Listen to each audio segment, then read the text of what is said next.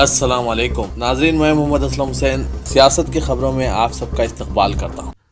Assam police ने वज़ीर-ए-आज़म नरेंद्र मोदी के खिलाफ मुबैना रिमार्क्स पर दर्ज की गई FIR के सिलसिले में कांग्रेस कायद पवन खेरा को आज गिरफ्तार कर लिया। इनकी रायपुर जाने वाले तैयारे से उतारकर गिरफ्तारी अमल में लाई गई। वो पार्टी के प्लीनरी इजलास में हिस्सा लेने रायपुर जा रहे थे। एक प्रेस कॉन्फ्रेंस के दौरान वज़ीर-ए-आज़म के वालिद का नाम लेने में ज़बानी लग़्ज़िश पर पवन खेरा जारिया हफ्ते शह सुर्खियों में आ गए थे।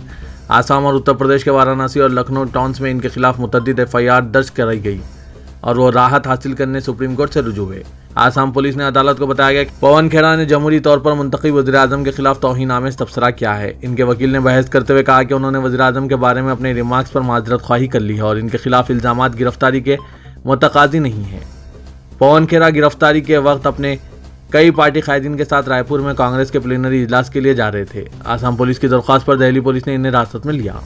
सुप्रीम कोर्ट ने हुक्म दिया कि कांग्रेस कायद पवन खेरा को, जिन्हें आसाम पुलिस ने वज़ीर-ए-आज़म नरेंद्र मोदी के खिलाफ इनके मुबैना तबसरे पर गिरफ्तार किया है, 28 फरवरी तक उबूरी जमानत पर रिहा किया जाए। खालिस्तान के हमदर्द अमृतपाल सिंह के हामियों की पंजाब के अमृतसर जिले में पुलिस के साथ झड़पें हो गई और उन्होंने पुलिस कॉम्प्लेक्स में घुसने की कोशिश की। ये लोग अपने एक साथी की गिरफ्तारी के खिलाफ एहतजाज कर रहे थे। पुलिस ने अमृतपाल सिंह और इसके हामियों के खिलाफ एक शख्स के अगवा के इल्जाम में मुकदमा दर्ज किया है। तलवारों और बंदूकों के साथ अमृतपाल सिंह की क़यादत में इसके कई हामी अमृतसर के उजनाला में एक पुलिस स्टेशन पर जमा हुए। क़ब्ल उजनाला पहुंचने से पहले उन्होंने खैरतला जिले में ढलवान नाल प्लाजा पर सड़क के दरमियान ठहर कर एहतजाज किया, जब पुलिस ने इन्हें अमृतसर जाने से रोकने की कोशिश की। बाद में पुलिस ने इन्हें उजनाला पुलिस स्टेशन की तरफ बढ़ने की इजाज़त दी। इनके एहतजाज की वजह से कुछ देर अमृतसर दिल्ली कौमी शाहराह पर ट्रैफिक जाम देखी गई। मरकजी वज़ीर दाखिला अमित शाह ने इंतखाबी रियासत कर्नाटक के अवाम से कहा है कि वो वज़ीर-ए-आज़म नरेंद्र मोदी पर एतमाद का इजहार करें। वज़ीर-ए-आज़म नरेंद्र मोदी और साबिक़ चीफ मिनिस्टर BS येदियुरप्पा पर एतमाद का इजहार करें। उन्होंने कहा कि बीजेपी एक ऐसी हुकूमत फराहम करेगी जो रियासत को करप्शन से पाक करेगी और 5 साल के अंदर कर्नाटक जनूबी हिंद की नंबर 1 रियासत होगी। संदौर के मुकाम पर जो कांग्रेस का मजबूत गढ़ है, एक जलसे आम से खिताब करते हुए अमित शाह ने मल्लिकार्जुन खड़गे ज़ेर क़यादत पार्टी और JDS पर तंज किया और इन्हें मौरूसी जमातें करार दिया जो अवाम का भला नहीं कर सकते। वज़ीर ख़ारजा S जयशंकर ने कहा है कि आज हिंदुस्तान की इमेज एक ऐसे मुल्क की है जो अपनी कौमी सलामती के तहफ़्फ़ुज़ के लिए किसी भी हद तक जा सकती है। उन्होंने कहा कि हर मुल्क के अपने चैलेंजेस हैं और कौमी सलामती से बढ़कर कोई चैलेंज नहीं। उन्होंने कहा कि हिंदुस्तान एक ऐसा मुल्क है जिसे धक्का नहीं दिया जा सकता और ना ही वो बाज़ हदें पार करने की इजाज़त देता है। वज़ीर ख़ारजा सेम्बावोस इंटरनेशनल यूनिवर्सिटी की जानिब से मुनक़िदा एक प्रोग्राम फेस्टिवल ऑफ थिंकर से खिताब कर रहे थे। उन्होंने कहा कि गुज़श्ता चंद सालों में हमारी मगरबी सरहद पर हमारा इम्तिहान लिया गया। अब हालात मुख्तलिफ हैं और हर कोई इससे इत्तेफाक करता है। समाजी राब्ते की वेबसाइट ट्विटर समेत दीगर सोशल मीडिया प्लेटफॉर्म्स पर एक वीडियो गर्दिश कर रहा है जिसमें खुलेआम हुजूर अकरम सल्लल्लाहु अलैहि वसल्लम की शान अक़दस में नौज़ुबिल्लाह गुस्ताखी की जसारत की जा रही है। मिल्लत टाइम्स की खबर के मुताबिक यह वाक़या बिहार के मधेपुर जिले के कमारखंड प्रखंड के लक्ष्मी भगवती पंचायत का है, जहां बजरंग दल के कुछ शरपसंद हुजूर अकरम सल्लल्लाहु अलैहि वसल्लम की शान अक़दस में गुस्ताखी कर रहे हैं और मुसलमानों के खिलाफ इश्तिआल अंगेज़ नारे लगा रहे हैं। वीडियो में देखा गया है कि शरपसंदों का हुजूम शान कतार लगाकर नारेबाजी करते हुए शान रिसालत में गुस्ताखी कर रहा है और इसकी बाकायदा वीडियोग्राफी कर रहा है। ट्विटर पर मिल्लत टाइम्स के जरिए इस वीडियो को पोस्ट करने के बाद RJD के फाल लीडर MLC कारी सोहेब जामे ने बिहार पुलिस को टैग करके बरवक्त कार्रवाई का मुतालबा किया। उन्होंने लिखा कि आपसी भाईचारा बनाए रखने की जिम्मेदारी हम सब की है। बिहार पुलिस के सीनियर अहदेदारों से इन समाजी शरपसंदों के खिलाफ फौरी कार्रवाई करने की गुजारिश करता हूँ। इस ट्वीट के जवाब में बिहार पुलिस ने मधेपुर पुलिस का ट्वीट पोस्ट किया जिसके मुताबिक मधेपुरा के श्रीनगर थाना इलाके के वायरल वीडियो के मुतालिक मुकदमा दर्ज करके कार्रवाई की जा रही है। इस मामले में अब तक 4 लोगों को गिरफ्तार किया गया है। रियासत गुजरात के गांधीनगर खेड़ा जिले के पुलिस सुपरिटेंडेंट राजेश कुमार गड़िया ने गुजरात हाईकोर्ट में हलफनामा दायर करके पुलिस एहलकारों की तरफ से मुस्लिम नौजवानों को सरेआम पीटने का दिफा किया और इसे जायज़ करार दिया। इंडियन एक्सप्रेस ने SP के हलफनामे का हवाला देते हुए लिखा कि मुश्तबा अफराद को सिर्फ अमन और हम आहंगी को बरकरार रखने के मकसद से पकड़ा गया था। वाज़ेह के गुज़श्ता साल 3 अक्टूबर को खेड़ा जिले के एक गाँव में मस्जिद के करीब गरबा प्रोग्राम की मुखालिफत के बाद हिंदू और मुसलमान अफराद के दरमियान झगड़ा हुआ था। इसके बाद मुस्लिम नौजवानों को पुलिस ने निहायत बेरहमी से पीटा था। मुंबई की एक अदालत ने बॉलीवुड अदाकार नवाजुद्दीन सिद्दीकी की साबिक अहलिया ज़ैनब की जानिब से अदाकार के खिलाफ मुबैना जहेज हरासानी के मुकदमा दर्ज करने की पुलिस को हिदायत देने की दरख्वास्त को मुस्तरद कर दिया। अदाकार के वकला के मुताबिक जैनब ने सिद्दीकी के खिलाफ इनकी अहलिया होने का झूठा दावा करते हुए मुतअद्दिद शिकायत दर्ज करवाई। अदाकार के वकला अदनान शेख और दृष्टि खुराना ने कहा कि हमारी जानिब से जोड़े के दस्तावेजात तलाक पेश करने के बाद मजिस्ट्रेट की अदालत के रूबरू पेश करदा 2 मुकदमात 21 फरवरी को खारिज कर दिए गए। वकला ने कहा कि 48 साल अदाकार के खिलाफ शादी की दस्तावेजात की असास पर मुकदमात दर्ज किए गए थे। तलाक के सनद दस्तावेजात अदालत से पोशीदा रखे गए थे। मजिस्ट्रेट की अदालत के रूबरू पेश करदा दरख्वास्तों में जैनब ने अदाकार और इनकी मां के खिलाफ ताज़रात हिंद की दफ़ा 498A यानी जहेज़ हरासानी 509 खातून के तहफ़्फ़ुज़ की फराहमी के लिए और दीगर मुतालिका दफ़ात के तहत मुंबई के मज़ाफ़ात में वाक़े वर्सोवा पुलिस स्टेशन को FIR दर्ज करने का मुतालबा किया था। गुज़िश्ता माह वर्सोवा पुलिस ने अदाकार की वालिदा मेहरुन्निसा सिद्दीकी की एक शिकायत पर मुबैना मुदाखलत, बेजा और दानिस्ता नुकसान पहुंचाने पर जैनब के खिलाफ मुकदमा दर्ज किया। जय श्री राम के बुलंद व बाला नारे उस वक्त गूंजने लगे जब हजारों लोग दोपहर की धूप में सब्ज चटाइयों पर बैठकर बजरंग दल के रुकन मोनू मानिसर और जुनैद व नासिर के दीगर कातिलों की हिमायत में एक जगह जमा हुए। वाजरा के गाय की स्मगलिंग के इल्जाम में बजरंग दल के गुंडों ने जुनैद व नासिर को शदीद जद्दोजहद करने के बाद इन्हें जिंदा जला दिया था और अब हिंदुओं की बड़ी तादाद इनकी तायद में जमा होकर न सिर्फ इनकी खुलेआम हिमायत कर रही है बल्कि इनकी गिरफ्तारी को रोकने की कोशिश भी कर रही है।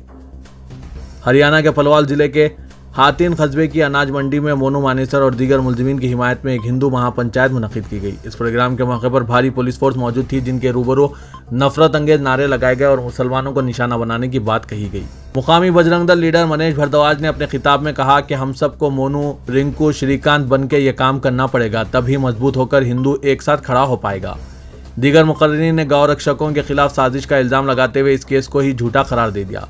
उन्होंने ये भी मुतालबा किया कि दोनों मुस्लिम नौजवानों की मौत की CBI तहकीकात कराई जाए। वाजरा के मुलजिमीन की हिमायत में हरियाणा में मुनक़िद हुई ये दूसरी हिंदू महापंचायत थी। वज़ीर-ए-आज़म नरेंद्र मोदी ने गाड़ी स्क्रैपिंग पॉलिसी को ग्रीन इकोनॉमिक ग्रोथ की पॉलिसी का हिस्सा और पुरानी चीज के रिसाइकलिंग के उसूल पर मबनी पहल बताते हुए कहा कि मुल्क में आने वाले कुछ महीनों में सरकारी महकमों की 3 लाख पुरानी गाड़ियों को काटा जाएगा। मोदी ने इस बार के बजट में इसके लिए हौसला अफजाई किए जाने का जिक्र करते हुए कहा कि गाड़ी स्क्रैपिंग मुल्क में एक बड़ा बाजार बनने जा रहा है। उन्होंने नौजवानों और स्टार्टअप इकाइयों को इससे जुड़ने की सलाह दी। मोदी ने माली साल 2023-24 के बजट पर बात करने के बाद स्टॉक होल्डर के साथ वेबिनार की सालाना सीरीज का इफ्तिताह करते हुए कहा कि हिंदुस्तान की गाड़ी स्क्रैपिंग पॉलिसी को ग्रीन इकोनॉमिक ग्रोथ की पॉलिसी का एक अहम हिस्सा करार दिया गया। दिल्ली हाईकोर्ट की वाहिद रुकनी बेंच ने आज JNU की साबिक तालिबा शाइला रशीद के दरख्वास्त की समाअत से अलाइदगी इख्तियार कर ली, जिसके जरिए जी न्यूज़ को उस वक्त के एंकर से नवंबर 2020 में नशर किए गए एक प्रोग्राम के ताल्लुक से गैर मुबहिम और वाज़ेह माफ़ी मांगने का मुतालबा किया गया था। शाइला रशीद ने 30 नवंबर 2020 को नशर किए गए प्रोग्राम के खिलाफ news broadcaster and digital standards authority में शिकायत दर्ज कराई है।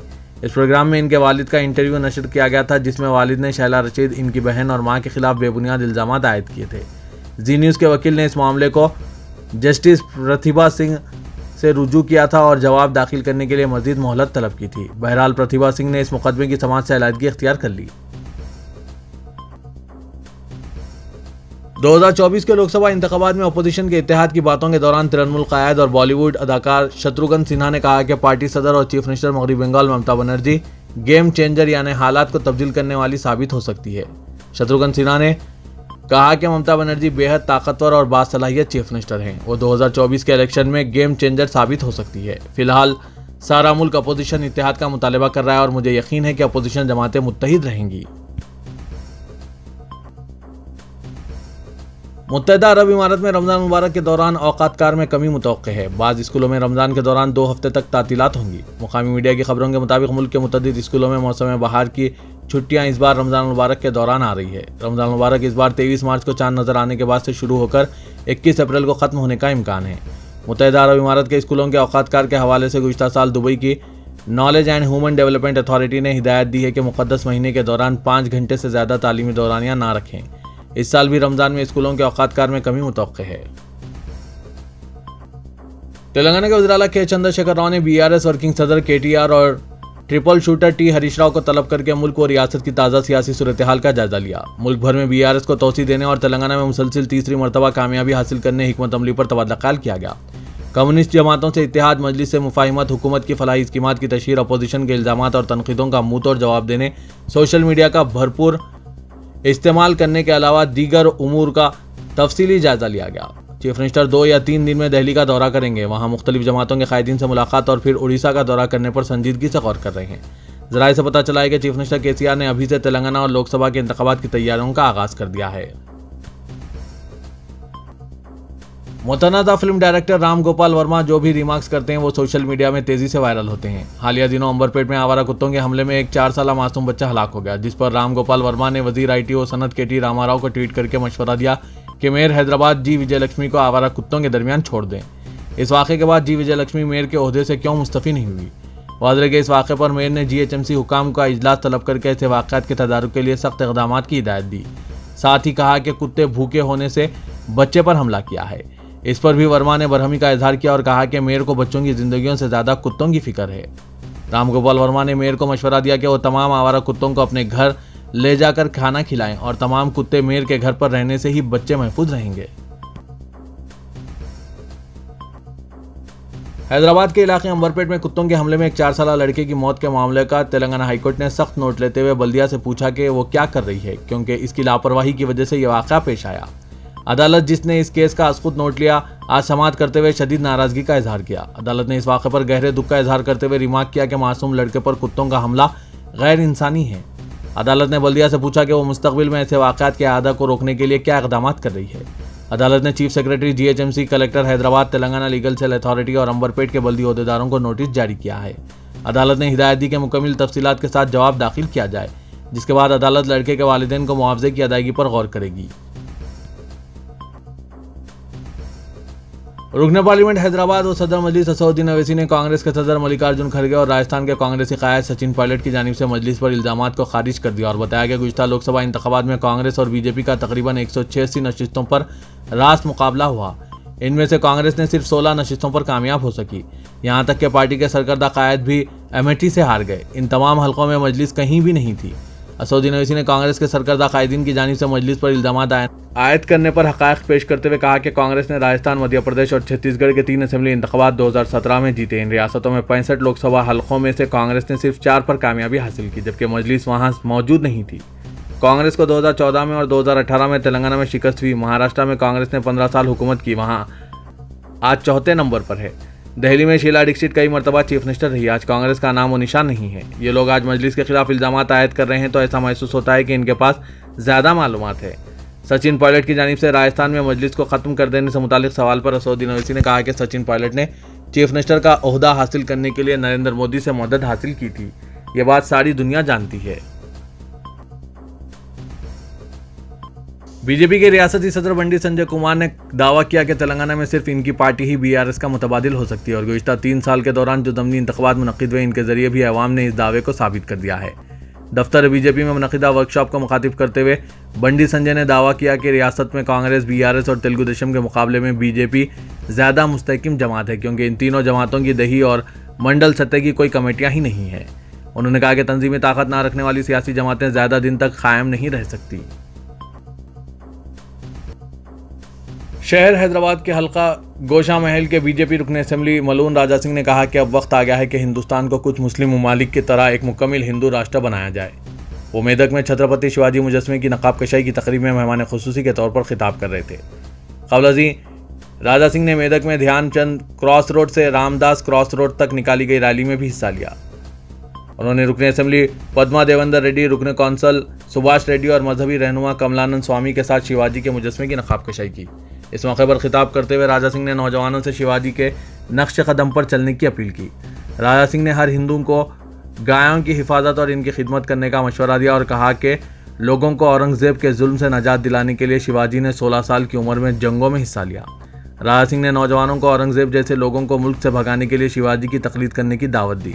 रुकन असेंबली ने वालिदैन को मशवरा दिया कि अपने बच्चों को बहादुर बनाने के लिए इन्हें अजीम जंगजुओं की कहानियां सुनाएं। हैदराबाद में छत्रपति शिवाजी महाराज का मुजस्मा बीजेपी लीडर्स की जानिब से शिवाजी जयंती पर नस्ब किया गया था, जिसे जुमेरात को कुछ लोगों ने हटा दिया, जिससे इलाके में कशीदगी फैल गई। पुलिस ने बाद में बताया कि ग्रेटर हैदराबाद म्युनिसिपल कॉर्पोरेशन के अहदेदारों ने मुजस्मे को हटाया है, क्योंकि यह बल्दिया की जरूरी इजाजत लिए बगैर नस्ब किया गया था। यह मुजस्मा हैदराबाद में मीरपेट पुलिस स्टेशन हुदूद के तहत हस्तिनापुरम डिवीजन के नंदनवानम चौराहे पर नस्ब किया गया था। मुजस्समे को हटाते ही बीजेपी के कई कायदीन और वर्कर जमा हो गए और एहतजाज करने लगे। इत्तला मिलते ही मीरपेट पुलिस ने वहां पहुंचकर हालात को काबू में कर लिया।